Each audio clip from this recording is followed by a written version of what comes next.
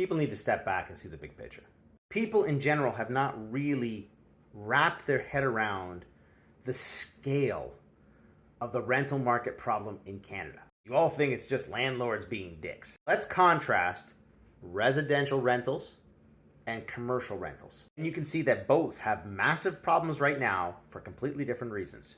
And that the ability of people to afford houses doesn't matter at all.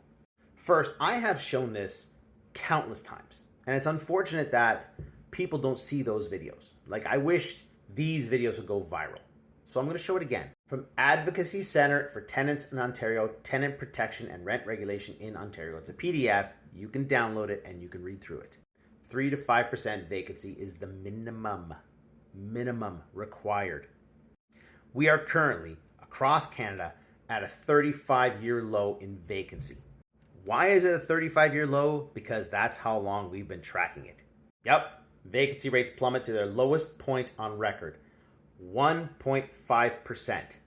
3% is the minimum required. In other words, rental vacancy has to double to get to the minimum. I'm going to repeat that because there's a whole bunch of tenants out there who don't want to hear reality. So listen closely.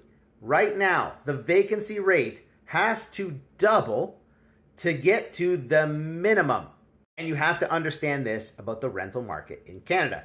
Due to a lack of new purpose-built rental housing, secondary units like condos have become an important part of the rental market.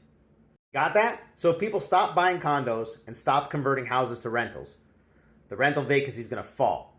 And it's already at a record low. And no one's buying. But wait, it gets a little bit worse because the second part of that sentence is, but this is not sufficient to accommodate increasing demand for rental housing. Now, before I move on to commercial, a little tidbit. Rent control and homelessness from Regional Science and Urban Economics from 1998.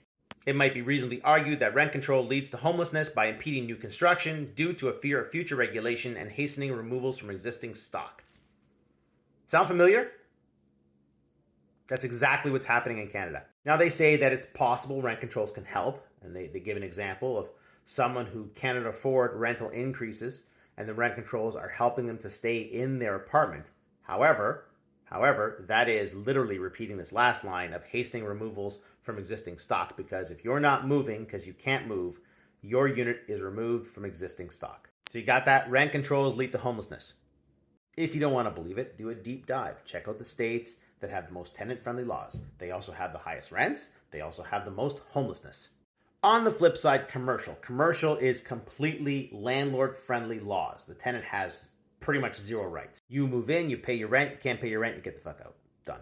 Most of these buildings are valued on a 5% vacancy rate. What is the vacancy rate across this country? It's horrible.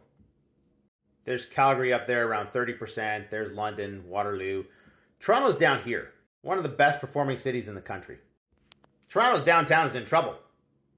And it's one of the best performing cities in the country. And this data actually points to things being worse. Because if you're not in Toronto, you're going to be in one of the other hubs for office usage, like Waterloo, like London. Many of these offices are occupied by tech companies. Labor in tech right now is a bloodbath. People are losing their jobs left, right, and center. And for the people that they want to retain, those people don't want to go back to the office.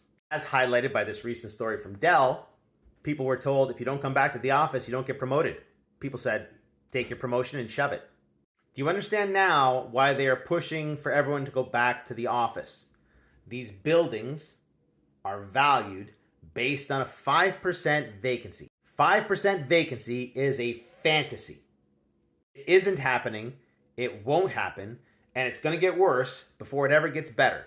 And the only option these people have is to convert these buildings to residential or destroy the building.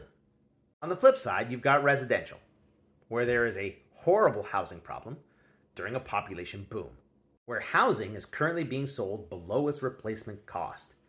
And buyers are staying out of the market because they think the prices are going to crash. Do you think the people with money will talk to the politicians, change the laws, and then jump on this opportunity?